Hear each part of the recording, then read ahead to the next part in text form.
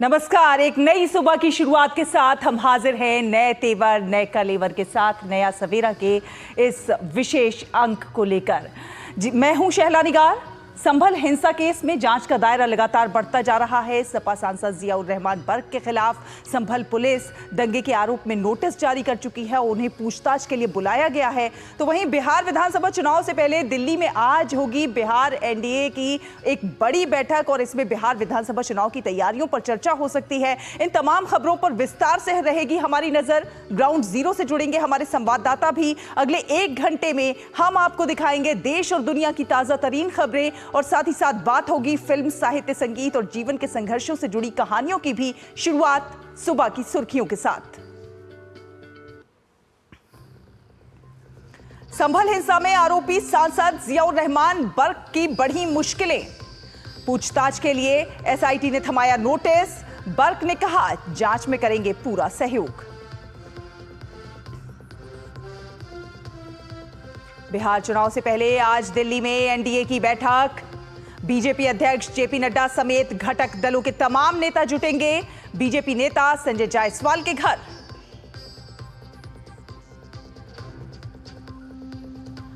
वक्फ संशोधन बिल के बारे में आज सांसदों को दी जाएगी जानकारी।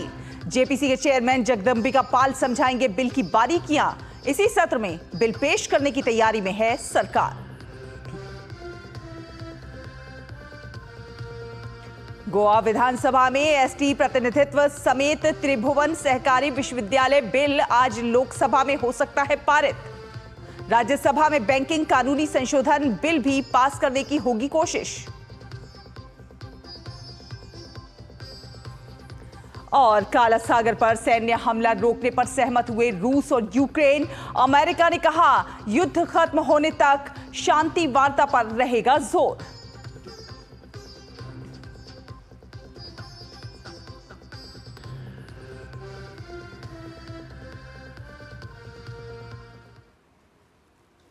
तो आपको बता दें कि संभल हिंसा का मामला एक बार फिर से सुर्खियों में है और इसकी वजह खुद यहां के सांसद भी हैं। जी हां, समाजवादी पार्टी के सांसद जियाउर रहमान बर्क पर कई तरह के आरोप लगे हैं और उनमें से एक संभल में हुई हिंसा भी है। हिंसा की जांच कर रही एसआईटी ने बर्क से पूछताछ के लिए पहले उनके संभल और फिर दिल्ली स्थित आवास पर नोटिस दिया, लेकिन दोनों ही जगह पर कोई नहीं मिला। फिर देर रात सांसद बर्क का बयान आया कि उन्हें धारा 35(3) के तहत दिया गया नोटिस मिल गया है। बर्क ने कहा कि पुलिस को जांच के दौरान पूरा सहयोग करेंगे। यह आपको बता दें कि सांसद बर्क हिंसा में गिरफ्तारी को लेकर हाईकोर्ट के स्टे पर हैं। अहम बात यह भी है कि यहां विधायक इकबाल महमूद के बेटे सुहेल इकबाल भी नामजद हैं। जांच के बाद हिंसा से जुड़े मामले में 23 मार्च को जामा मस्जिद के सदर प्रमुख जफर अली की गिरफ्तारी भी हुई है।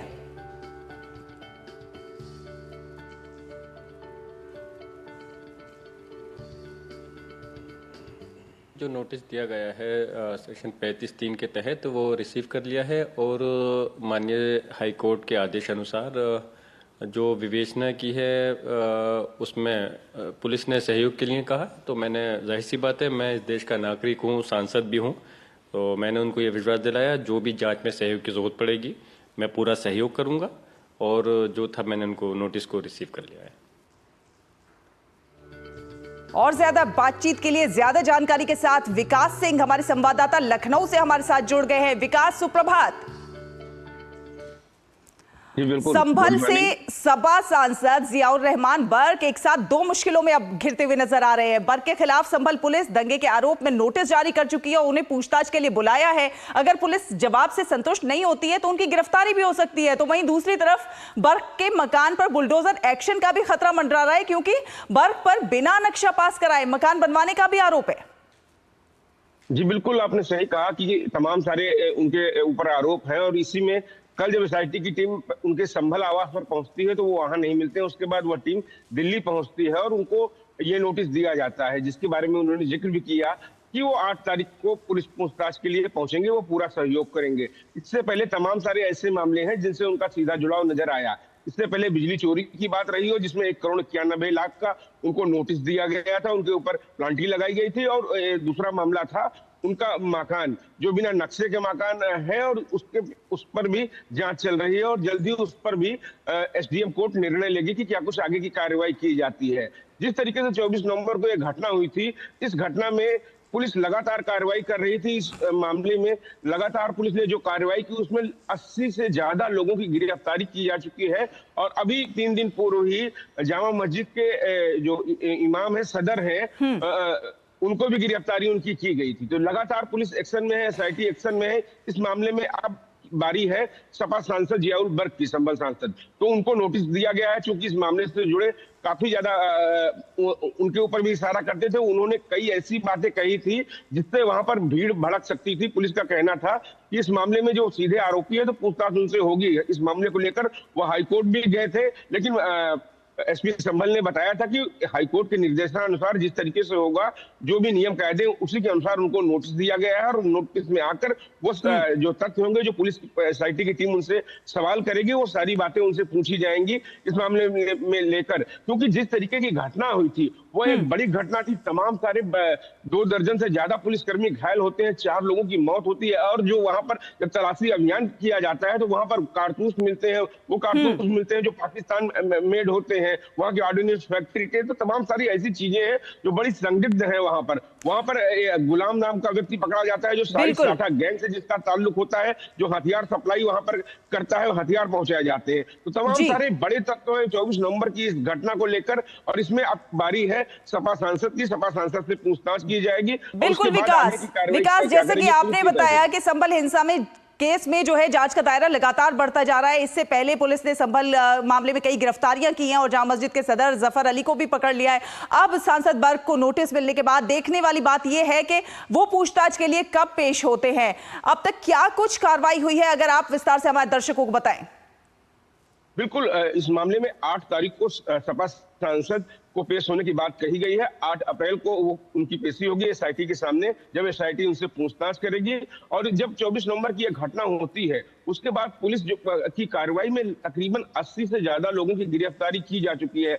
उसमें वो तमाम सारे ऐसे लोग हैं जो जिनकी गिरफ्तारी की गई है, जो वहां पर जो सीसीटीवी फुटेज थी, सबसे पहले वहां पर जो कैमरे लगे गए थे, उस भीड़ ने सबसे पहले उनको तोड़ा था। तो पुलिस के लिए मुश्किलें हुई थी, लेकिन तमाम सारे जो फुटेज थे वहां पर, मोबाइल फुटेज थे, उनके आधार पर पुलिस ने अपनी कार्रवाई की और उसमें लोगों की धरपकड़ की। इसमें काफी ज्यादा लोगों को, 400 से ज्यादा लोगों को नामजद किया गया था अज्ञात में। तो उन लोगों की गिरफ्तारी की गई है। उसके बाद उनसे पूछताछ की गई। पूछताछ के आधार पर धीरे धीरे ये पुलिस की कार्रवाई आगे बढ़ी तो 2 ऐसे लोगों को भी पकड़ा गया जिनका ताल्लुक साठा गैंग से था और उन पर आरोप था कि उन्होंने एक गोली चलाई थी वहां पर। क्योंकि वहां पर जिन लोगों को गोली लगी थी उसकी जब जांच की गई थी तो उनमें साफ पाया गया था कि वो गोली जो पुलिस के पास जो हथियार होते हैं उनसे उसका कोई ताल्लुक नहीं होता है। उसके बाद वहां की टीम जब पहुंचती है, एसआईटी की टीम जांच करने, तो वहां पे कई जगहों पर ऐसे कारतूस पाए गए, कारतूस के जिंदा कारतूस या कारतूस के खोखे पाए गए जो पाकिस्तान मेड थे और इंग्लैंड की बनी हुई कारतूसें थी। तो निश्चित रूप से ये सारी चीजें दर्शाती हैं कि ये साजिश थी, प्री प्लान था। वहां पर अचानक से इतनी बड़ी भीड़ कैसे पहुंच गई? जब वहां पर सर्वे करने टीम पहुंचती है, इससे पहले वहां पर जो लोग पहुंचे थे, इसके पहले क्या बातें की गई थी, लोगों को भड़काया गया था।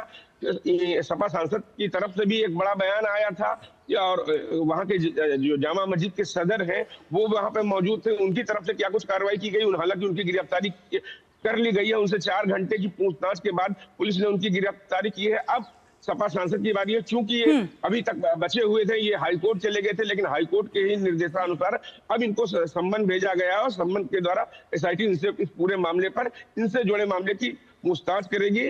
संभल में जो 24 नवंबर को जो हिंसा हुई थी, इससे जुड़े हुए सारे तथ्यों पर बात करेगी। वहीं इस मामले में न्यायिक जांच आयोग भी जांच कर रहा है, वह भी सभी लोगों से पूछताछ कर रहा है। वहां पर तमाम सारे अधिकारियों के बयान दर्ज कराए जा चुके हैं और हो सकता है आने वाले समय में न्यायिक आयोग भी संभल सांसद को अपने पास बुलाए, उनके लिए वो भी नोटिस जारी कर सकता है। बिल्कुल, अगर प्रशासन की बात की जाए तो प्रशासन संभल हिंसा को लेकर पूरी तरह से सख्ती बरत रहा है। पुलिस भी किसी भी संभावित साजिश या फिर साजिश में शामिल लोगों की भूमिका की गहराई से जांच कर रही है।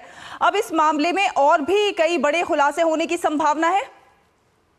जी, निश्चित रूप से संभल में ये जो घटना हुई थी उसमें कई सारे मामले के खुलासे हुए हैं। उसी आधार पर पुलिस SIT की अलग अलग टीमें इसकी जांच कर रही हैं। इसमें साजिश का जो एंगल है, लेकिन साजिश कहां से हुई है, किस तरीके से हुई है, किस आधार पर हुई है, कितने लोग उसमें जुड़े रहे हैं, क्योंकि हजारों की संख्या में उन 3 गलियों में जब लोग पहुंचे हैं तो ये अचानक से नहीं हो सकता है कि इतने सारे लोग हों। इसके लिए कहीं ना कहीं प्लानिंग जरूर की गई होगी। वहां पर जब गोली चलाई जाती है भीड़ की तरफ से, उसमें पुलिसकर्मी बुरी तरीके से घायल होते हैं, वहां के पुलिस अधीक्षक के PRO के पैर में गोली लगती है, वहां के CO घायल होते हैं, काफी ज्यादा 4 लोगों की जिनमें मौत होती है, उन पर जो उनका पोस्टमार्टम होता है और जो बैलिस्टिक जो गोली थी उसमें बताया गया पोस्टमार्टम रिपोर्ट में कि वो गोली पुलिस की गोली से नहीं चली है, जो कि पुलिस जो हथियार प्रयोग करती है उसके वो गोलियां नहीं थी। तो वो गोलियां किसके द्वारा चलाई गई, उस भीड़ का फायदा उठाकर किसने माहौल बिगाड़ने की कोशिश की है, तमाम सारे तथ्य हैं जिनके आधार पर जांच चल रही है। वहीं सारिक साठा गैंग के जो मेंबर है उनका खास शूटर था गुलाम हथियार तस्कर, उसको जब पकड़ा गया उससे भी पूछताछ की जा रही है, क्योंकि माना यह जा रहा है सूत्रों के अनुसार कि उसी ने वहां पर जो कुछ लोग हैं उनको हथियार सप्लाई किए थे। तो ये हथियार सप्लाई किए थे, पुलिस उस आधार पर भी जांच कर रही है कि इसका मतलब था कि पहले से वहां पर भीड़ को एकत्रित किया जा सके, कैसे क्या निर्देश दिए, कौन कौन लोग उनके पीछे थे, ये पुलिस की जांच का पूरा दायरा है। और इस दायरे में ये तार संभल के कहीं बाहर से भी जुड़े हो सकते हैं, क्योंकि सारिक साठा लगातार फरार चल रहा है और संभल के तार इससे पहले भी संभल से बाहर से जुड़े रहे, चाहे कराची से रहे हो, चाहे अफगानिस्तान से रहे हो, संभल हमेशा संदिग्ध रहा है। संभल का जो दीपा सराय का इलाका है, वहां एक समय था कि वहां पुलिस घुसने की हिम्मत नहीं करती थी, और वहीं जब पुलिस पहुंचती है तो सांसद के घर पर पुलिस की जांच होती है, एक अवैध विद्युत कनेक्शन पाया जाता है जिसमें जनता मीटर लगाया जाता है, तभी उनको 1,91,00,000 का उनको नोटिस दिया जाता है, प्लांटी लगाई जाती है। जी विकास, चलिए आप इस पूरे मामले पर नजर बनाकर रखिए, आगे भी ज्यादा जानकारी के लिए आपसे संपर्क करते रहेंगे। फिलहाल बहुत बहुत धन्यवाद हमारे साथ जुड़ने के लिए, तमाम अपडेट हमारे दर्शकों से साझा करने के लिए। तो अपने दर्शकों को बता दें कि सपा सांसद संभल से जियाउर रहमान बर्क अब जो है उनकी मुश्किलें लगातार बढ़ती जा रही हैं। आगे बढ़ेंगे, खबरों में बात करेंगे संसद की कार्रवाई की। तो संसद में वक्फ संशोधन विधेयक लाने से पहले आज सांसदों की एक बैठक बुलाई गई है, जिसमें विधेयक पर विस्तार से चर्चा की जाएगी। वक्फ संशोधन विधेयक के लिए बनी संसद की संयुक्त समिति के अध्यक्ष जगदंबिका पाल इस विधेयक की बारीकियों के बारे में समझाएंगे। दरअसल सरकार इसी सत्र में वक्फ संशोधन विधेयक पेश करने की तैयारी में है। हालांकि कई राजनीतिक दल और संगठन इस विधेयक का विरोध कर रहे हैं। All India Muslim personal law board का वक्फ बिल संशोधन विधेयक 2024 के खिलाफ कई राज्यों में धरना प्रदर्शन का कार्यक्रम है। विरोध कार्यक्रम के तहत आज पटना में और 29 मार्च को विजयवाड़ा में विधानसभाओं के सामने धरना प्रदर्शन किया जाएगा। वहीं जेपीसी अध्यक्ष जगदंबिका पाल ने इस विधेयक के खिलाफ विरोध की निंदा की है। उनका तर्क है कि संसद में चर्चा के बाद विधेयक पारित होगा, जो कि देश के हित में होगा, और उससे पहले संसद के बाहर इस तरह का विरोध केवल अल्पसंख्यकों में भ्रम पैदा करने वाला है।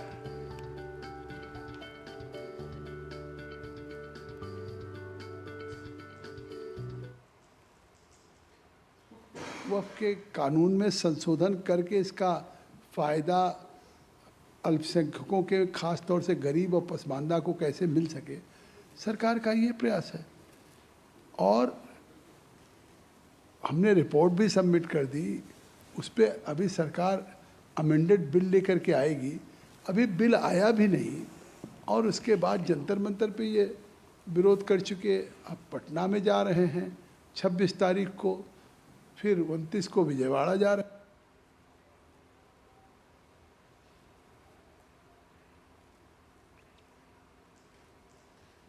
तो वक्फ संशोधन विधेयक पर विस्तार से करेंगे बात। हमारे साथ हमारे संवाददाता नीरज सिंह भी जुड़ेंगे, लेकिन उससे पहले एक बड़ी खबर आपको बता दें। इस समय एक बड़ी खबर आ रही है, बड़ी खबर का रुख कर लेते हैं। छत्तीसगढ़ से बड़ी खबर आ रही है। पूर्व मुख्यमंत्री भूपेश बघेल के घर पर सीबीआई का छापा। भूपेश बघेल और उनके बेटे से पूछताछ जारी है। घर के बाहर बड़ी संख्या में पुलिस फोर्स तैनात हुई है। भूपेश बघेल के घर जांच करने पहुंची है सीबीआई। जी हां, 2161 करोड़ के घोटाले से जुड़ा ये पूरा मामला रायपुर और भिलाई के घर पर सीबीआई जांच कर रही है। छत्तीसगढ़ से ये बड़ी खबर, रायपुर और भिलाई के घर पर सीबीआई जांच कर रही है। छत्तीसगढ़ के पूर्व सीएम है भूपेश बघेल, पूर्व मुख्यमंत्री भूपेश बघेल के घर पर सीबीआई का ये छापा। भूपेश बघेल के घर पर जांच करने पहुंची है सीबीआई। तो भूपेश बघेल और उनके बेटे से पूछताछ करने के लिए सीबीआई वहां पहुंची है। 2161 करोड़ के घोटाले से जुड़ा ये पूरा मामला है। सीबीआई इस मामले की जांच कर रही है और सीबीआई बातचीत करने के लिए, जांच करने के लिए भूपेश बघेल के घर पर पहुंची है। छत्तीसगढ़ से ये बड़ी खबर आपको बता रहे हैं। छत्तीसगढ़ के पूर्व सीएम है भूपेश बघेल, पूर्व मुख्यमंत्री भूपेश बघेल के घर सीबीआई पहुंची है बातचीत करने के लिए, जांच करने के लिए इस पूरे मामले की। भूपेश बघेल के घर जांच करने पहुंची है सीबीआई। भूपेश बघेल और उनके बेटे से ये पूछताछ जारी है। 2161 करोड़ के घोटाले से जुड़ा ये पूरा मामला है। रायपुर और भिलाई के घर पर सीबीआई ये जांच करने के लिए पहुंची है छत्तीसगढ़ में। जी हां, छत्तीसगढ़ से बड़ी खबर आपको बता रहे हैं। भूपेश बघेल के घर के बाहर बड़ी संख्या में फोर्स तैनात है। सोमेश पटेल ज्यादा जानकारी के साथ हमारे साथ जुड़ गए। सोमेश, क्या जानकारी? चलो आपको मैं बता दूं, छत्तीसगढ़ के जो पूर्व मुख्यमंत्री रह चुके हैं और कांग्रेस के वरिष्ठ नेता हैं भूपेश बघेल, इनके घर में सीबीआई की टीम जांच करने के लिए पहुंची है। जो इनका निवास है रायपुर और भिलाई में सीबीआई की टीम जांच कर रही है और घर के बाहर बड़ी संख्या में जो फोर्स है, उस फोर्स को तैनात किया गया है। इससे पहले ईडी यानी प्रवर्तन निदेशालय की टीम ने भी इनके घर में छापेमार की कार्रवाई की थी। बताया जा रहा है कि जो छत्तीसगढ़ में कांग्रेस सरकार के समय 2100 करोड़ रुपए की कथित शराब घोटाले के मामले में जो पूर्व सीएम है भूपेश बघेल और उनके बेटे चैतन्य बघेल के खिलाफ में जांच चल रही है। ईडी की कार्रवाई के दौरान कांग्रेस के नेताओं ने घर के बाहर भी, आपको याद होगा, प्रदर्शन किया था जिसमें ईडी के अफसरों ने उनके खिलाफ में एफआईआर दर्ज भी की थी। और जो हमारे पास जो जानकारी मिली है, पूर्व सीएम जो भूपेश बघेल हैं, सीबीआई की टीम, सीबीआई के वरिष्ठ अफसर भूपेश बघेल उनके बेटे चैतन्य बघेल से पूछताछ कर रही है। इससे पहले इस मामले में कांग्रेस के जो नेता हैं इनके खिलाफ में जांच कर रही थी। अब यह सीबीआई की कार्रवाई राज्य की जो राजनीतिक में एक बड़ी हलचल मचा सकती है। दूसरी तरफ जांच एजेंसी ने अभी तक आधिकारिक तौर पर कोई बयान नहीं दिया है, लेकिन माना जा रहा है कि छापेमार घोटाले में संलिप्तता के नए सबूत की तलाश की गई है और इसके साथ ही पूर्व सीएम भूपेश बघेल के बेटे से पूछताछ की जा रही है। और इस मामले में अभी कुछ देर में नया अपडेट भी आएगा, उसके बारे में हम बताएंगे। और फिलहाल अभी जो भूपेश बघेल है उनके घर में ये रेड जारी है। कुछ दिन पहले आपको याद होगा कि जो पूर्व सीएम है और राष्ट्रीय महासचिव भूपेश बघेल, इनके घर में ईडी ने 14 जगहों पर इनके करीबियों के यहाँ भी छापेमार की कार्रवाई की थी। और जिस तरह से इनके ऊपर जो आरोप लगा था कि छत्तीसगढ़ में जो शराब घोटाले से राज्य के खजाने को भारी नुकसान हुआ है, ईडी का ये भी आरोप था कि वो भूपेश बघेल के कार्यकाल में 2000 करोड़ रुपए से ज्यादा का शराब घोटाला हुआ था। ईडी ने एक आरोप और लगाया था कि जो छत्तीसगढ़ महादेव ऐप सट्टे के जरिए 6000 करोड़ रुपए की कमाई हुई थी, इसमें छत्तीसगढ़ के उच्च जो पदस्थ हैं, वरिष्ठ नेता हैं, अधिकारी शामिल थे, जिससे ये महादेव का सट्टा पैसा इनको जाता था। दूसरी तरफ जो एक कोल लेवी का भी मामला जो आया था ईडी के द्वारा, 570 करोड़ रुपए कोल लेवी का स्कीम का खुलासा किया गया था। आरोप था कि कोयले एजेंसियों के प्रति 25 रुपए टन कमीशन अधिकारी और नेताओं को दिया जाता था, वसूला जाता था। जी सोमेश, ये बताइए हमारे दर्शकों को, ये जो शराब घोटाले वाला 2161 करोड़ का जो मामला है, ये पूरा मामला क्या है ये बताइए और साथ ही साथ संक्षेप में बताइए। और साथ ही साथ ये भी बताइए कि ईडी ने जब छापा मारा था तो उसके हाथ क्या कुछ लगा था? ईडी ने जब छापा मारा था कुछ दिन पहले, तो इनके जो दुर्ग स्थित निवास, इनके जो 14 करीबी हैं, उनके निवास पर ये छापेमार की कार्रवाई चली थी। उनके पास कई महत्वपूर्ण दस्तावेज मिले थे। ईडी ने साफ तौर पर इस बात को कहा था कि उनके पास कई ऐसे महत्वपूर्ण दस्तावेज है जिसमें जो कांग्रेस की सरकार के समय ये जो घोटाले हुए थे उस पर पूरे मामले की फिलहाल ईडी जांच कर रही थी। लेकिन सबसे महत्वपूर्ण बात था कि जो शराब घोटाला हुआ था उसमें कई अधिकारियों का नाम था, कई नेताओं का नाम शामिल था। कुछ दिन पहले जो छत्तीसगढ़ के में जो कांग्रेस सरकार में जो पूर्व मंत्री हैं, आबकारी मंत्री हैं कवासी लखमा, उनके यहाँ भी छापेमार की कार्रवाई की थी। फिलहाल जो आबकारी मंत्री हैं कवासी लखमा, वो जेल में हैं। उनके ऊपर भी ये आरोप लगे थे। ईडी के द्वारा एक जानकारी दी थी कि उनको हर महीना 2 करोड़ रुपए मिलता है। तो कहीं ना कहीं तमाम पूरे मामले की जो जांच कर रही है। और एक महत्वपूर्ण बात बताऊं, जो पूर्व सीएम भूपेश बघेल हैं, उन्होंने भी एक बात कहा था कि उन्हें ये सारे मामले में फंसाने की कोशिश की जा रही है, उनके ऊपर जो ईडी है लगातार कार्रवाई कर रही है। तो कहीं ना कहीं आज जिस तरह से एक सीबीआई की भी कार्रवाई हो रही, कुछ देर बाद ये सुमेश ये भी बताइए कि अश्लील सीडी वाला जो मामला है, क्या उससे रिलेटेड भी कुछ पूछताछ हो रही है भूपेश बघेल से? फिलहाल अभी जो हमारे पास जो जानकारी है शराब घोटाले मामले से जानकारी है, और जो ईडी यानी प्रवर्तन निदेशालय ने कुछ समय पहले ये जो कार्रवाई की थी, जिसमें शराब घोटाला, महादेव सट्टा मामला, कोल लेवी मामला, इस मामले पर भी ईडी की जांच चल रही है। और कुछ देर बाद ये स्पष्ट हो पाएगा कि आखिर में यह किस मामले पे कार्रवाई की जा रही है। जी चलिए सोमेश, आप अपनी नजर बनाकर रखिए इस पूरे कार्रवाई पर। आगे भी आपसे जो है लगातार जानकारी हासिल करते रहेंगे। फिलहाल धन्यवाद आपका बहुत बहुत इस जानकारी के लिए। और आगे बढ़ेंगे और बात करेंगे वक्फ संशोधन विधेयक की। जिस तरह से हम आपको बता रहे थे कितना महत्वपूर्ण है, नीरज सिंह हमारे संवाददाता लगातार हमारे साथ बने हुए हैं। नीरज सुप्रभात, वक्फ संशोधन विधेयक की हम बात कर रहे हैं और ये विधेयक कई मायनों में बहुत ज्यादा महत्वपूर्ण है, इसीलिए इसे सदन के पटल पर रखने से पहले ये सांसदों की एक बड़ी बैठक हो रही है। बहुत महत्वपूर्ण ये बैठक, क्योंकि इसमें विस्तार से जानकारियां, बारीकियां बताई जाएंगी और समझाया जाएगा इस विधेयक के बारे में। देखिए, बिल्कुल विस्तार से एक प्रेजेंटेशन दिया जाएगा और तमाम जो सांसद हैं उनको समझाया जाएगा, बताया जाएगा कि आखिर ये वक्फ जो वो बिल है वो क्यों सरकार लेकर आ रही है और इसका क्या फ़ायदा है। क्योंकि कई तरह की भ्रांतियां तमाम पॉलिटिकल पार्टियों के बीच में हैं और तमाम तरह के जो आरोप हैं वो पॉलिटिकल जो खासतौर से विपक्षी दल हैं वो लगा रहे हैं। यही कारण है कि सरकार ने बिल को लाने से पहले, लोकसभा में लाने से पहले तमाम पॉलिटिकल पार्टियों के सांसदों को इनवाइट किया है और ये कहा है कि वो सुबह 9:30 से 10:30 के बीच में आए। 1 घंटे का पूरा प्रेजेंटेशन होगा, बाकायदा उसमें बताया जाएगा कि इस बिल में किन किन बातों को रखा जाएगा, किन किन अगर उनको कोई आपत्ति है तो उसमें सुधार लाने की जो कोशिश है वो की जाएगी। और सरकार एक समग्र रूप से तमाम जो रूपरेखा है वो संसद के तमाम पॉलिटिकल पार्टियों के नेता हैं उनके सामने पेश करेगी। आप देखें कि 4 तरह की जो इसमें खास तौर से मोटा मोटी अगर हम देखें शैला, तो 4 महत्वपूर्ण बातों का इसमें जिक्र है।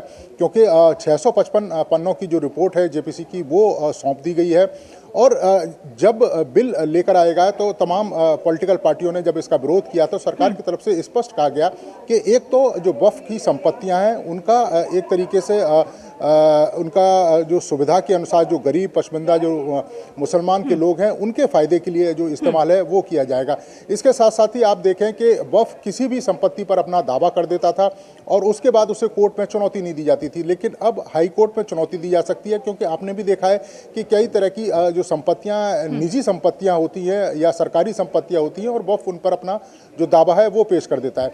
महिलाओं को बोर्ड में प्रतिनिधित्व देने की जो बात है वो की गई है। इसके अलावा आप देखें कि जिला स्तर पर जो जिलाधिकारी है वो ये देखेगा कि क्या वक्फ की ने जिन संपत्तियों पर दावा किया है वो वास्तव में उनका जो दावा है वो सही है या नहीं। ये करीब करीब इस बिल में इस तरह के जो प्रावधान है उनकी बातों का जो जिक्र है वो सरकार कर रही है। अब विपक्ष की जो आपत्ति, कहीं ना कहीं नीरज, वक्फ का जो मतलब था, लोग जो वक्फ करते थे अपनी संपत्तियां, उसका मकसद भी यही था कि वो गरीबों के हित में उसका इस्तेमाल हो। मान लीजिए मैंने अपनी कोई संपत्ति वक्फ की तो मेरा मकसद ये होगा कि ये इससे कोई अस्पताल बन जाए या बच्चों की शिक्षा हो, लेकिन उसका गलत इस्तेमाल होने लगा। कहीं ना कहीं उसका फायदा कुछ बड़े लोग उठाने लगे और आम जनता तक उस पैसे का यूज नहीं पहुंचा। तो इस सब के चलते वक्फ एक्ट में जो है संशोधन की जरूरत थी, लेकिन विपक्ष क्यों विरोध कर रहा है इसका मतलब नहीं समझ में आता। देखिए, बिल्कुल सही कहा आपने, क्योंकि जो संपत्तियां वक्फ की जाती थी उनका निश्चित तौर पर धार्मिक प्रयोग किया जाता था और खासतौर से जो गरीब लोग हैं उनके लिए किया जाता था। आप देखें कि उन संपत्तियों को ही वक्फ के प्रावधान में लाया गया है जो दान की जाती थी, लेकिन जिस तरीके से वक्फ का दायरा बढ़ा और आपने देखा कि कई संपत्तियों पर वक्फ अपनी तरफ से भी जो दावे है वो करता है, जबकि कई सारे जो विवाद हैं वो कोर्ट में। अब विपक्ष की दुविधा ये है कि एक तो समझ नहीं पा रहा है कि आखिर जो विरोध है वो किस आधार आधार पर करें। एक तो पूरा बिल है वो संसद में आया नहीं है, उसके बाद इन्होंने जो विरोध प्रदर्शन है वो भी करना शुरू कर दिया। आप देखें किस तरीके से जंतर मंतर पर विरोध प्रदर्शन है। आप देखें कि बिहार में, इसके अलावा तेलंगाना और दूसरे राज्यों में भी लगातार विरोध प्रदर्शन की बात all India Muslim personal board वो लगातार कर रहा है। और यही कारण है कि बिल को लाने से पहले तमाम सांसद जो सदस्य हैं पॉलिटिकल पार्टियों के, अलग अलग पॉलिटिकल पार्टियों के लोग हैं, सरकार ने एक प्रेजेंटेशन पेश किया है कि 1 घंटे के लिए सरकार बताएगी कि आखिर किस किस तरह के प्रावधान करने जा रही है, किस किस तरह की बातों का जिक्र इस बिल में हो सकता है, ताकि तमाम जो चिंता है और तमाम जो विरोध है उसको दूर किया जा सके। तो यही कारण है कि इस लिहाज से काफ़ी महत्वपूर्ण ये बैठक है। और आप देखें कि कांग्रेस पार्टी जिस तरीके से लगातार विरोध कर रही है, उन्होंने खुद जयराम रमेश ने ये कहा कि अल्पसंख्यकों के विरोध में है, जबकि आप देखें कि पचपंदा मुसलमान हैं, इसके अलावा जो महिलाएं हैं, मुस्लिम महिलाएं जिनकी आर्थिक स्थिति ठीक नहीं है, वो इस बिल का समर्थन कर रहे हैं। तो निश्चित तौर पर सरकार अपनी स्थिति स्पष्ट करेगी ताकि विरोध जो विपक्ष कर रहा है उसकी शंकाओं का समाधान किया जाए। इसके अलावा अगर बात करें हम सदन की आज की कार्रवाई की, तो दोनों ही सदनों में बहुत महत्वपूर्ण बिल जो है वो चर्चा और पारित करने के लिए जो है पेश किए जाएंगे। संक्षेप में हमारे दर्शकों को बताइए कि क्या कुछ रहेगी आज की कार्रवाई। देखिए, बिल्कुल 4 बिल हैं, 2 बिल राज्यसभा में और 2 बिल लोकसभा में पेश किए जाएंगे। इसके अलावा जो शून्यकाल और प्रश्नकाल रहेगा काफ़ी महत्वपूर्ण है। एक तो त्रिभुवन यूनिवर्सिटी से रिलेटेड जो बिल है, सहकारी शिक्षा को किस तरह से बढ़ावा दिया जाए, क्योंकि आप देखें कि सहकारिता का जो क्षेत्र है वो काफ़ी बड़ा है और बड़ी संख्या में रोजगार उपलब्ध कराता है। तो बच्चों को एक तो स्किल किया जा सके, सहकारिता के बारे में समझाया जा सके। इसके साथ साथ ही आप देखें कि एक विमानन से भी एक रिलेटेड, एयरक्राफ्ट से भी रिलेटेड एक बिल है कि किस तरीके से खासतौर से जो रखरखाव है और जो तमाम पार्ट्स हैं उनको लेकर किस तरह के नियम कानून हो। तमाम पट्टे दिए जाते हैं दूसरी कंपनियों को जब वो कंपनियां अपने विमानों का संचालन करती हैं, और बहुत सारी कंपनियां ऐसी हैं जिन्होंने पट्टे लेने के बाद कीमतों का जो भुगतान है वो नहीं किया। तो उससे रिलेटेड एक बिल है। तो ये काफ़ी महत्वपूर्ण बिल संसद के दोनों सदनों में आज लेकर आएंगे। चलिए नीरज, आप अपनी नजर बनाकर रखिए, आगे भी आपसे संपर्क करेंगे। फिलहाल धन्यवाद ये तमाम अपडेट देने के लिए। फिलहाल एक छोटा सा ब्रेक के उस पार खबरों का सफर जारी रहेगा। देखते रहिए नया सवेरा। Happy birthday my dear. अरे ये क्या? एप्सिलॉन मेरी नई स्कूटी के लिए। ओए बनो सयानी, नहीं तो पैसों पे फिर जाएगा पानी। मतलब? सुनो, ऑनलाइन लर्निंग ऐप्स को जांच परख कर आरबीआई अधिकृत बैंक एनबीएफसी से ही आप लोन लीजिए। और अधिकृत ऐप्स या अनजान लोगों से निजी जानकारी शेयर करना यानी धोखा। दादू बन गई सियानी। गिफ्ट नहीं खोलेंगे? आरबीआई कहता है इनसे जानकार बनिए, सतर्क रहिए। विभाग अनेक, कंप्लेंट बॉक्स 1।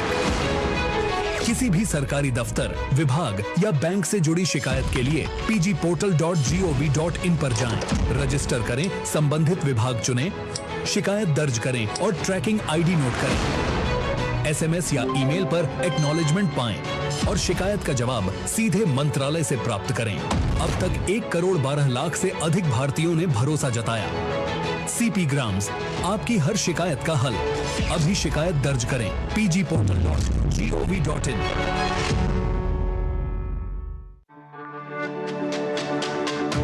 मेरी पसंद, मेरी पसंद, मेरी पसंद, मेरी पसंद, हमारी पसंद। हम सबकी पसंद। मजबूत देश का मजबूत सरिया हो गया स्टील। ब्रेक के बाद स्वागत है आपका। आप देख रहे हैं नया सवेरा और अब बात एनडीए वर्सेस इंडी की। जी हां, बिहार में इस साल विधानसभा के चुनाव होंगे और उससे पहले दिल्ली में बिहार से आने वाले एनडीए घटक दलों के नेता के साथ आज एक साथ बैठेंगे और एकजुटता का संदेश भी देंगे।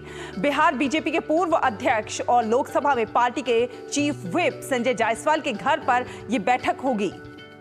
बीजेपी अध्यक्ष जेपी नड्डा समेत बिहार से एनडीए के घटक दलों के अध्यक्ष भी यहां पर मौजूद होंगे। कहा यह जा रहा है कि आज का डिनर बिहार दिवस को सेलिब्रेट करने के लिए रखा गया है, लेकिन इसमें चुनावी चर्चा भी होगी। इस डिनर में बिहार से एनडीए के सभी सांसद मौजूद रहेंगे और इसमें लोकसभा और राज्यसभा को मिलाकर कुल 42 सांसद होंगे।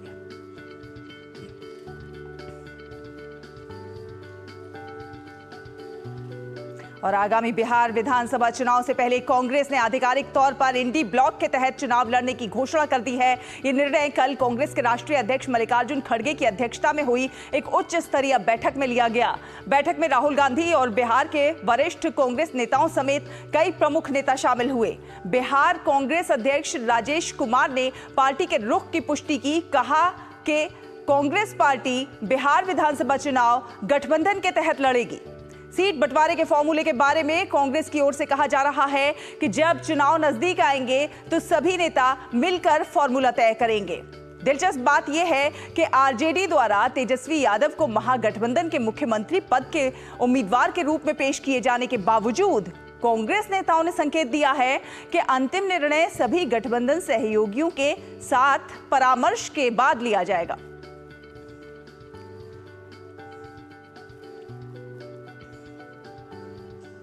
और कुमार आलोक हमारे संवाददाता ज्यादा जानकारी के साथ हमारे साथ जुड़ गए हैं। सुप्रभात आलोक।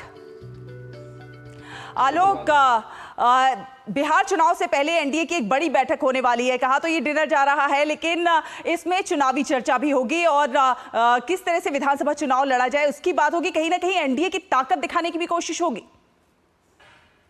देखिए, एनडीए की ताकत दिखाने की कोशिश नहीं है।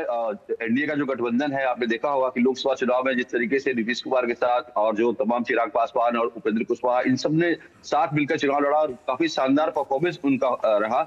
और खासकर अगर हम लोकसभा चुनाव में देखें, इंडी गठबंधन की हम अगर बात करें तो आरजेडी कांग्रेस इसके अलावा लेफ्ट के साथ होने के बावजूद वो कुछ खास परफॉर्मेंस नहीं कर पाए।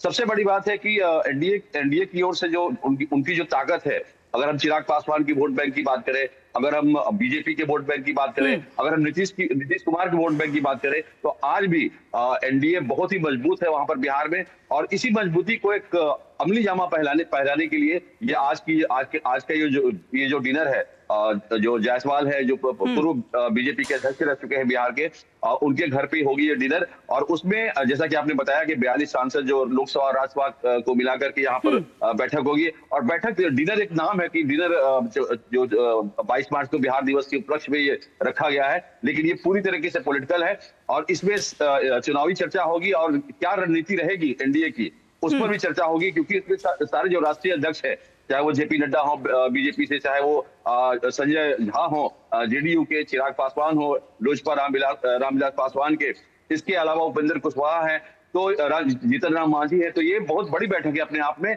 और इस पर एक स्ट्रैटेजी अपनाएगी एनडीए कि हमको कैसे लड़ना है बिहार में। और सबसे बड़ी बात है कि यहाँ भी सीटों के बंटवारे को लेकर के एक पेचीदा बात हो सकती है। क्योंकि आपने देखा होगा कि पिछली बार बिहार विधानसभा चुनाव में एलजेपी को कम सीटें मिली थी, तो उन्होंने अलग चुनाव लड़ने का फैसला किया था। लेकिन उनका भी स्ट्रैटेजिक फैसला था कि उन्होंने जेडीयू के खिलाफ अपने कैंडिडेट तो उतारे, लेकिन बीजेपी के खिलाफ उन्होंने कैंडिडेट नहीं उतारे। और इसका खामियाजा ये हुआ कि नीतीश कुमार की पार्टी जेडीयू को इसका बड़ा घाटा उठाना पड़ा। लेकिन इस बार बहुत ही सोच समझ के एक रणनीति के तहत भारतीय जनता पार्टी भी काम कर रही है, जेडीयू भी काम कर रही है। और जैसा कि आपने बताया कि 29 और 30 मार्च को जो गृह मंत्री है अमित शाह, वो बिहार के दौरे पर होंगे। गोपालगंज में एक बड़ी रैली होगी। गोपालगंज चूंकि बीजेपी का बेल्ट है, उत्तर बिहार बीजेपी का बेल्ट है, और वहां से शंखनाद करेंगे अमित शाह। गोपालगंज में रैली करने के बाद पटना में एक स्ट्रैटेजिक बैठकों करेंगे, जिसमें सारे एनडीए के घटक दल के जो बड़े नेता है वो शामिल होंगे। और उसके बाद प्रधानमंत्री का भी दौरा प्रस्तावित है अगले महीने। बिल्कुल, तो बेहद महत्वपूर्ण ये बैठक रहने वाली है। वहीं इंडी ब्लॉक भी एकजुट नजर आ रहा है और साथ मिलकर चुनाव लड़ने का फैसला किया है। फिलहाल धन्यवाद ये तमाम अपडेट हमारे दर्शकों से साझा करने के लिए। और अब नया सवेरा में खबरों में बढ़ेंगे आगे। आपको बता दें कि ओडिशा विधानसभा में कल खूब हंगामा हुआ। कांग्रेस के 12 विधायकों को सदन से निलंबित कर दिया गया। इसके बाद भी वो सदन के अंदर ही धरने पर बैठ गए। स्पीकर सुरमा पाढ़ी ने इन विधायकों को अनुशासनहीनता के कारण 7 दिनों के लिए निलंबित कर दिया। निलंबित होने वालों में सीएलपी नेता रमाचंद्र कदम भी शामिल थे। कांग्रेस विधायकों ने विधानसभा के अंदर रात गुजारी, वहीं विधानसभा के बाहर रात भर हंगामा होता रहा। कांग्रेस विधायक सदन में घंटी बजाते रहे, रामधुन गाते रहे और धरना जारी रखा। पहले उन्होंने सीटी, बांसुरी और झांझ बजाकर कार्यवाही में बाधा डाली थी। भाजपा विधायक केरासेस आचार्य ने कहा कि विधायकों को निलंबित करने का फैसला स्पीकर का है, लेकिन सत्र शुरू होने के बाद से कांग्रेस विधायकों का व्यवहार अनुचित रहा है। वो राइटर की मेज पर चढ़ गए, सदन में सीटी बजाई, बाजा बजाया, अनुचित शब्दों का प्रयोग किया, स्पीकर के साथ दुर्व्यवहार किया और सदन में बाधा डाली। जो विधायक को सस्पेंड करने का बात है, ये तो स्पीकर का डिसीजन है। जब से ये विधानसभा शुरू हुआ है तब से लगातार आप देखेंगे कि किस तरह से उच्चारण और आचरण दोनों में कांग्रेस का कैसा रहा है। जब ट्रेजरी बेंच के एक मंत्री जी ने उत्तर रख रहे थे पहले जो शुरुआत में, तब उन लोग आके ट्रेजरी बेंच के मंत्री के ऊपर अटैक किया, जो कि उड़ीसा का विधानसभा शुरुआत के इतिहास से आज तक कभी ऐसा बात नहीं हुआ है। और बार बार जो राइटर्स टेबल है ऊपर को उसके ऊपर चढ़ना और जैसे करके हाउस में आके हुइसिल मारना, आके बाजा को लेके बजाना, अंदर आके हाउस को डिस्टर्ब करना, गाली गुलज करना, स्पीकर के ऊपर मिसबिहेव करना और हाउस को इंटरप्ट करना। भाई साहब आप बताइए कि ये जो हाउस चल रहा है किसके पैसे पे चलता है? ये लोगों के टैक्स के पैसे पे चलता है। और फिलहाल एक छोटा सा ब्रेक के उस पार जब वापस लौटेंगे तो बारी होगी अखबारों की सुर्खियों की।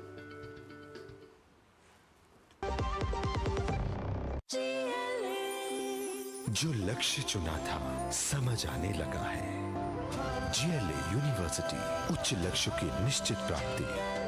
जब धरती चीर कर निकलता है लोहे का पत्थर और मिलता है मोंगिया के जोश से, फिर तपता है, पिघलता है और बनता है फौलाद। अब होता है सरिया सारी खूबियों के साथ। मोंगिया स्टील, मजबूत देश का मजबूत सरिया। ब्रेक के बाद स्वागत है आपका और अब बारी है हमारे खास सेगमेंट अखबारों की सुर्खियों की।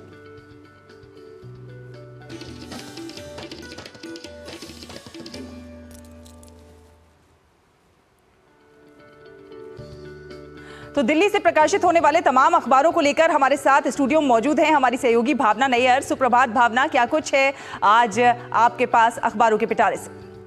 सुप्रभात शैला, अगर आज के अखबारों की बात करें तो विभिन्न पृष्ठों पर अलग अलग क्षेत्रों की खबरें प्रकाशित की गई हैं। जिन महत्वपूर्ण खबरों का आज हम बात करने वाले हैं वो प्रधानमंत्री नरेंद्र मोदी की विदेश यात्रा से जुड़ी हुई। अगले महीने प्रधानमंत्री थाईलैंड और श्रीलंका की यात्रा पर जाने वाले, बेहद ही महत्वपूर्ण इस यात्रा को माना जा रहा है। 2 अप्रैल को थाईलैंड की यात्रा पर नरेंद्र मोदी जाएंगे, जहाँ उनकी ये तीसरी यात्रा होने वाली है। वहीं 4 अप्रैल से 5 अप्रैल तक प्रधानमंत्री नरेंद्र मोदी श्रीलंका दौरे पर रहेंगे और मोदी की ये यात्रा चौथी बार होने वाली है श्रीलंका में। दोनों ही यात्रा बेहद ही महत्वपूर्ण मानी जानी, क्योंकि हिंदू प्रशांत क्षेत्र के लिए बेहद ही महत्वपूर्ण है। प्रधानमंत्री नरेंद्र मोदी थाईलैंड में बिम्स्टेक सम्मेलन में भाग लेने वाले हैं, जहां पाकिस्तान नहीं होगा, और साथ ही साथ किस तरीके से दोनों देशों के बीच भागीदारी आगे बढ़े और साथ ही साथ बिम्स्टेक देश कैसे आगे बढ़कर एक साथ एकजुट आए, इस मुद्दे पर चर्चा होगी। साथ ही साथ श्रीलंका की बात करें तो श्रीलंका में प्रधानमंत्री जहां बिम्स्टेक सम्मेलन में हिस्सा लेंगे, वहीं श्रीलंका दौरे के दौरान द्विपक्षीय संबंधों को प्रगाढ़ बनाने की पर खासा फोकस प्रधानमंत्री नरेंद्र मोदी का रहने वाला है। बिम्स्टेक बैठक के दौरान बांग्लादेश के मुख्य सलाहकार मोहम्मद यूनुस से भी प्रधानमंत्री नरेंद्र मोदी मुलाकात कर सकते हैं, ये सूत्र कह रहे हैं। अगली खबर का रुख करेंगे, भारत चीन के संबंधों से जुड़ी ये खबर है। LAC पर जिस तरीके से भारत चीन लगातार बैठकें कर रहा है, उसी कड़ी में कल भी एक महत्वपूर्ण बैठक हुई है बीजिंग में, और किस तरीके से सैन्य तंत्र को मजबूत किया जाए इस पर सहमति बनी है। साथ ही बीजिंग में दोनों देशों के विशेष प्रतिनिधियों के बीच वार्ता हुई है और सीमा प्रबंधन को बेहतर बनाने के उपायों पर विस्तार से चर्चा हुई है। साथ ही अगर अगली बैठक की बात की जाए तो साल के अंत में अगली बैठक दोनों ही देशों के बीच प्रस्तावित है। अगली खबर का रुख करेंगे। अगली खबर सुप्रीम कोर्ट से जुड़ी हुई है। सुप्रीम कोर्ट ने एक टास्क फोर्स बनाने की बोला है और शीर्ष कोर्ट ने कहा है कि 4 महीने में अंतरिम रिपोर्ट पेश करनी है। और ये रिपोर्ट क्यों पेश करनी है? छात्रों की खुदकुशी रोकने के लिए ये टास्क फोर्स बनाया गया है और देश में शिक्षण संस्थानों में छात्रों की खुदकुशी के जिस तरीके से इजाफा हुआ है उसको लेकर ये टास्क फोर्स बनाया गया। और इस टास्क फोर्स में बेसिकली ये है कि शिक्षण संस्थानों में छात्रों की खुदकुशी की वजह कहीं रैगिंग, जाति आधारित भेदभाव या यौन उत्पीड़न तो नहीं है। तो इन सब को ध्यान में रखते हुए इस टास्क फोर्स का गठन किया गया। साथ ही साथ जो पीठ है जो इस पर सुनवाई कर रही है, उसने कहा कि छात्रों की खुदकुशी का आंकड़ा अब किसानों की खुदकुशी के आंकड़े को भी पार कर चुका है। अगली खबर का रुख करेंगे। अगली खबर आपकी जेब से जुड़ी हुई है। 1 मई से एटीएम से पैसे निकालने और बैलेंस चेक करने पर अब आपको ज़्यादा चार्ज लग सकता है। जी हाँ, अगर आप अगले बैंक से कोई दूसरे बैंक से अपना एटीएम से अपना पैसा निकालना चाह रहे हैं या फिर अपना बैलेंस चेक करना चाह रहे हैं तो ऐसे में आपको ज़्यादा खर्च करना पड़ सकता है और ये खर्च होगा। एटीएम चार्ज बढ़कर अब 19 रुपये हो गया, पहले ये 17 रुपये था। बैलेंस चेक करने पर अब 7 रुपये चार्ज लगेगा। नियम कहते हैं कि कैश निकालने पर 17 रुपये और 19 रुपये प्रति ट्रांजैक्शन। वहीं बैलेंस इंक्वायरी फीस 6 रुपये पहले थी और अब 7 रुपये प्रति ट्रांजैक्शन है। और अब जलवायु परिवर्तन से जुड़ी खबर है, क्योंकि गर्मी बढ़ रही है और मार्च के महीने में ही मई का जैसा एहसास हो रहा है। ऐसे में विशेषज्ञ कह रहे हैं कि इस साल गर्मी में 10% अधिक बिजली की मांग के लिए तैयार हो जाएं, क्योंकि पिछले साल की बात की जाए तो 250 गीगावाट को ये बिजली आपूर्ति पार कर गई थी और ऐसे में इस बार इससे भी अधिक की आपूर्ति की ज़रूरत हो सकती है। और ऐसे में घरेलू बिजली की मांग तेज़ी से बढ़ रही है और एसी की भी मांग बढ़ रही है। ऐसे में 15 सेकेंड में हर एक एसी बिक रहा है इस समय देश में। और जाते जाते एक और खबर का रुख करेंगे, ये भी सुप्रीम कोर्ट से जुड़ी हुई है। सुप्रीम कोर्ट ने कहा है कि यदि अपोलो में गरीब लोगों का इलाज नहीं हो रहा है और ऐसी शिकायतें आ रही हैं तो अपोलो को एम्स के अंडर ला दिया जाएगा, यानी कि एम्स अब अपोलो का नियंत्रण कर सकता है अगर गरीब लोगों का इलाज यहाँ पर नहीं हो रहा है, क्योंकि पट्टे के समझौते के तहत इस तरीके का इलाज गरीबों का होना मुफ्त यहाँ समझौते में हुआ था। तो अगर शहला विभिन्न क्षेत्रों के अखबारों की खबरों की बात करें तो ये विभिन्न पृष्ठ पे कुछ अलग अलग क्षेत्रों की खबरें प्रकाशित की गई। बहुत बहुत धन्यवाद भावना, इतनी महत्वपूर्ण खबरें इतने कम समय में दर्शकों तक पहुंचाने के लिए। और अब देखते हैं दुनिया भर की कुछ खास खबरें।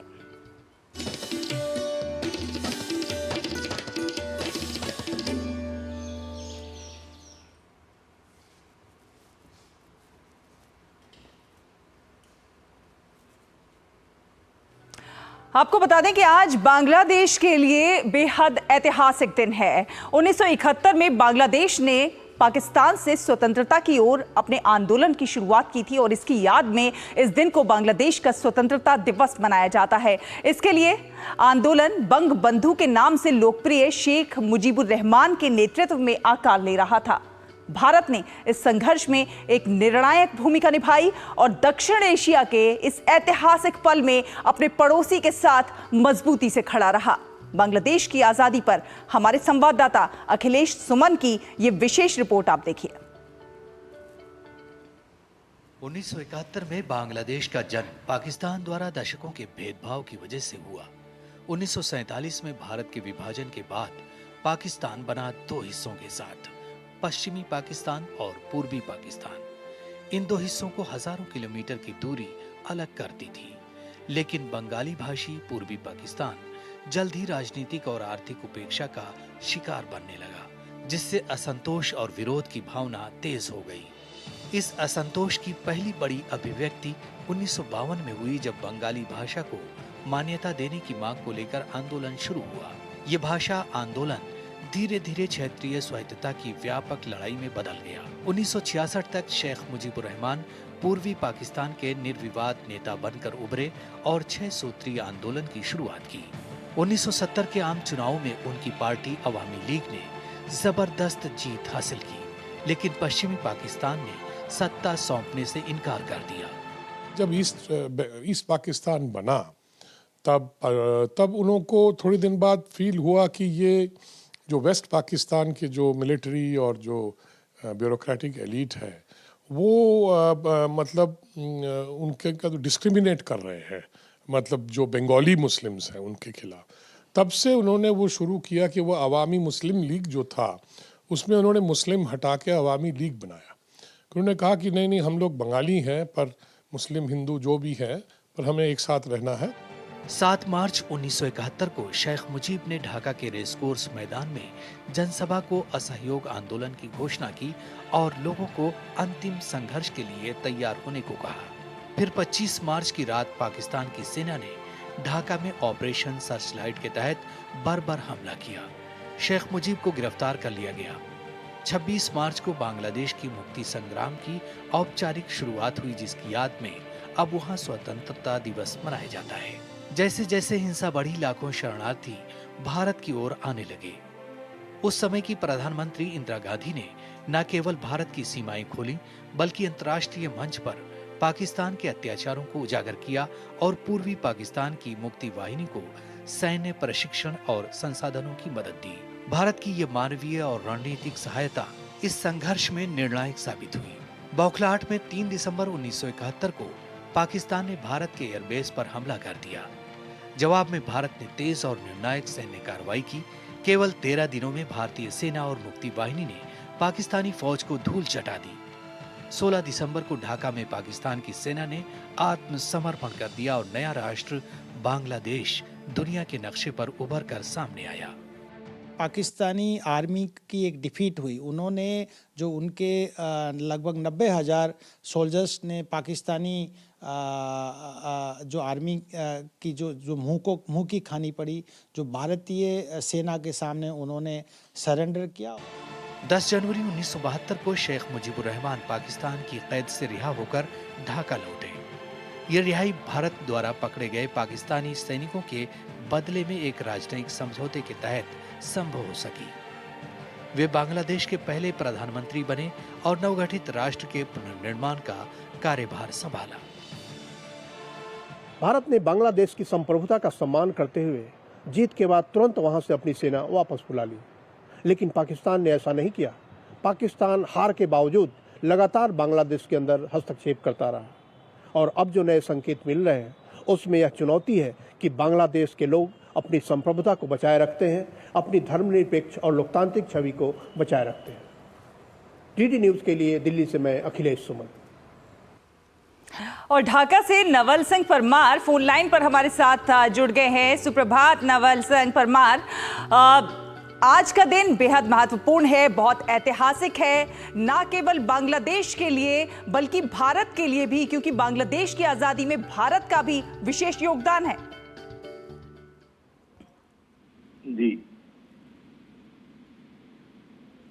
जी नवल, आपको मेरी आवाज आ रही है?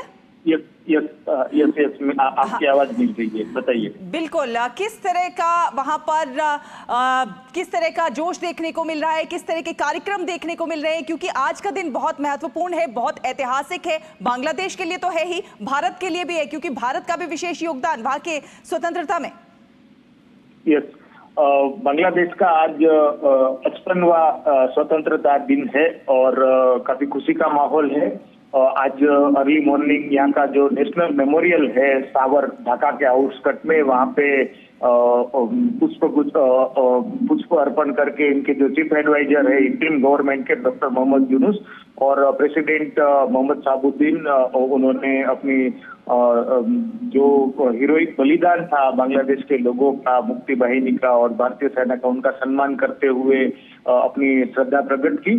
साथ में आज एजुकेशनल इंस्टीट्यूट हो या नेशनल पॉलिटिकल पार्टी, सब लोग अपने अपने तरीके से जो बांग्लादेश का स्वाधीन जो इंडिपेंडेंस डे है वो मनाया जा रहा है। और 25 मार्च जो बांग्लादेश के हिस्ट्री में एक बड़ा महत्वपूर्ण दिन है। हालांकि बांग्लादेश का स्वाधीनता 26 मार्च को, लेकिन 25 मार्च को रात को एक बड़ा नरसंहार 1971 में हुआ था और उसके बाद जो है शेख मुजीबुर रहमान ने डिक्लेयर किया कि अब बांग्लादेश को स्वाधीनता से कम कुछ नहीं जचेगा और उन्होंने डिक्लेयर किया था कि अब बांग्लादेश स्वाधीन होकर रहेगा। और उसके बाद पाकिस्तानी सेना ने जो सर्च लाइट ऑपरेशन और उसके बाद जो जिनोसाइड किया, तो वो अभी भी कितना भी बांग्लादेश का कोई भी व्यक्ति हो जो उनका पॉलिटिकल आइडियोलॉजी कुछ भी हो, लेकिन जब कुछ दिन आते हैं जैसे 25 मार्च हो या 26 मार्च या 6 दिसंबर, कुछ डेट्स है, तब उनको ये जो पुरानी बातें हैं, जो पाकिस्तान का एट्रोसिटी जो हुआ था उनके यहाँ पे बहन बेटी का और उनके लोगों का जो जनसंहार हुआ था, वो लोगों के जहन में अभी भी उनको ये उनकी पुरानी यादें जो है उनको विचलित कर देने वाली यादें है, क्योंकि उनके जो फोटोग्राफ्स और डॉक्यूमेंटेशन हुआ है तो उसकी वजह से वो लोगों को वो ताजा हो रहा है। तो वैसे ही देखा जाए तो ये काफी महत्वपूर्ण दिन है। उसके साथ साथ अच्छी यादों के साथ बहुत बुरी यादें भी जुड़ी हुई है, लेकिन अगर अच्छा फ्यूचर के बारे में सोचे या देश के स्वप्रभुता के बारे में सोचे तो लोग काफी आशावादी है कि आगे जाके, हालांकि काफी इश्यूज है अभी बांग्लादेश में, लेकिन आने वाले दिनों में जो लोगों से मिल रहे हैं तो वो बता रहे हैं कि आने वाले दिनों में चीजें ठीक होगी। बिल्कुल, बहुत बहुत धन्यवाद नवल हमारे साथ जुड़ने के लिए और हमारे दर्शकों से ये अपडेट साझा करने के लिए। तो बांग्लादेश का स्वतंत्रता दिवस आज और बांग्लादेश के निर्माण में भारत का भी विशेष योगदान रहा है, इसलिए भारत के लिए भी आज का दिन बड़ा है और बांग्लादेश में आज जश्न का माहौल है। आपको बता दें कि भारत चीन सीमा मामलों पर परामर्श और समन्वय के लिए कार्यतंत्र WMCC की 33वीं बैठक मंगलवार को चीन के बीजिंग में आयोजित की गई। विदेश मंत्रालय ने एक बयान में कहा कि बैठक में भारत चीन सीमा क्षेत्रों में वास्तविक नियंत्रण रेखा पर स्थिति की व्यापक समीक्षा की गई। मंत्रालय ने कहा कि दोनों पक्ष इस दिशा में प्रासंगिक राजनयिक और सैन्य तंत्र को बनाए रखने और मजबूत करने पर भी सहमत हुए। दोनों पक्षों ने सीमा पार सहयोग और आदान प्रदान से जल्द फिर से शुरू करने और सीमा पार नदियों और कैलाश मानसरोवर यात्रा पर भी विचार विमर्श किया। दोनों पक्षों ने इस साल के अंत में भारत में आयोजित होने वाली विशेष प्रतिनिधियों की अगली बैठक की तैयारियों पर भी चर्चा की।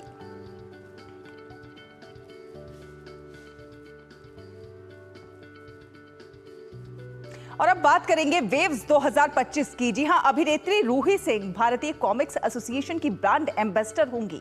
रूही सिंह वेव्स 2025 कार्यक्रम में एसोसिएशन का प्रतिनिधित्व करेंगी। वेव्स शिखर सम्मेलन के तहत एक प्रमुख आयोजन कॉमिक क्रिएटर चैंपियनशिप भारत के कॉमिक बुक उद्योग को फिर से परिभाषित करने के लिए तैयार है। अभिनेत्री रूही सिंह को इंडियन कॉमिक्स एसोसिएशन का ब्रांड एम्बेसडर नियुक्त किया गया है। रूही सिंह आगामी वेव्स 2025 कार्यक्रम में एसोसिएशन का प्रतिनिधित्व करेंगी। भारतीय कॉमिक्स और संस्कृति को बढ़ावा देने के लिए आयोजित इस कार्यक्रम को लेकर अभिनेत्री रूही सिंह काफी उत्साहित हैं। उन्होंने वेब्स को देश की प्रतिभा को प्रदर्शित करने की दिशा में एक शानदार पहल बताया। तो इंडियन गवर्नमेंट ने इतना अच्छा एक इनिशिएटिव लिया है जहाँ पे हमारे जो भी छोटे शहरों के या फिर जो हमारे इंडिया के जो आर्टिस्ट्स हैं जिनको एक्सपोजर नहीं मिल पा रहा है और उनको ये उनके पास ये कला है which is to create characters and to write comic books, उनको ये एक्सपोजर मिलेगा। So I am very proud and I am very excited to meet all of them. Social media का ज़माना चल रहा है, हर कोई अपने फ़ोन पे और कंप्यूटर पे टाइम स्पेंड कर रहा है, तो बुक्स रीड करना, कॉमिक बुक्स देखना, उन कैरेक्टर्स को समझना एक ऐसी चीज़ थी जो I think it's very important right now कि उसको आगे लाया जाए। इंडियन कॉमिक्स एसोसिएशन की ब्रांड एम्बेसडर के रूप में रूही सिंह ने कॉमिक्स के बारे में जागरूकता बढ़ाने के लिए प्रतिबद्धता जताई है। उन्होंने कहा कि वेब्स उभरते और स्थापित दोनों तरह के कलाकारों को आगे बढ़ने का एक मंच साबित होगा। एक कंट्री की बैकबोन होती है उसकी एजुकेशन, उसके लोग, और अगर उसके लोग पढ़े लिखे हैं और समवेयर सक्षम हैं इन टर्म्स ऑफ आर्ट्स, जो आर्टिस्ट्स हैं उनकी आर्ट सबको, उनका टैलेंट सबको दिख रहा है, जो एजुकेशनलिस्ट हैं, जो कि स्टूडेंट हैं, स्कॉलर्स हैं, उन सबको प्रॉपर एक्सपोजर मिल रहा है, तो ऐसे ही देश आगे बढ़ता है। मैं चाहती हूँ कि कहीं ना कहीं मैं अपना कंट्रीब्यूशन करूँ उन टैलेंटेड लोगों को हेल्प करने में जिनको प्रॉबेबली या तो फाइनेंशियली या फिर एक्सपोजर या फिर किसी तरीके से उनका आर्ट बाहर नहीं आ पा रहा है और वो अपने फुल पोटेंशियल तक पहुंच नहीं पा रहे हैं। इंडियन कॉमिक्स उद्योग का इतिहास लगभग 1 सदी पुराना और समृद्ध है। वेब्स के साथ देश नवाचार, रचनात्मकता और कहानी कहने के जुनून से प्रेरित भारतीय कॉमिक्स में एक नए युग का गवाह बन रहा है। वेब्स कॉमिक्स क्रिएटर चैंपियनशिप एक प्रमुख कार्यक्रम है जो सूचना एवं प्रसारण मंत्रालय की क्रिएटिव इन इंडिया पहल को आगे बढ़ाता है ताकि भारत के रचनात्मक उद्योगों को वैश्विक मंच पर उभारा जा सके। श्यामा मिश्रा की रिपोर्ट, DD न्यूज। और अब देखते हैं देश भर के मौसम का हाल।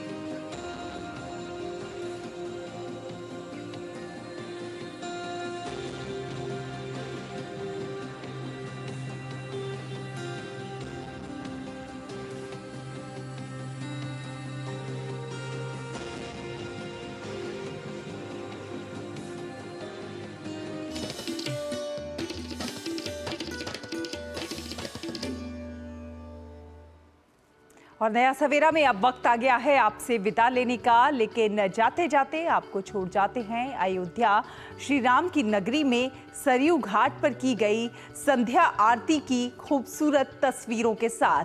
आप देखिए, आप उठाइए आरती का आनंद। हमें और हमारी पूरी टीम को दीजिए अनुमति। नमस्कार।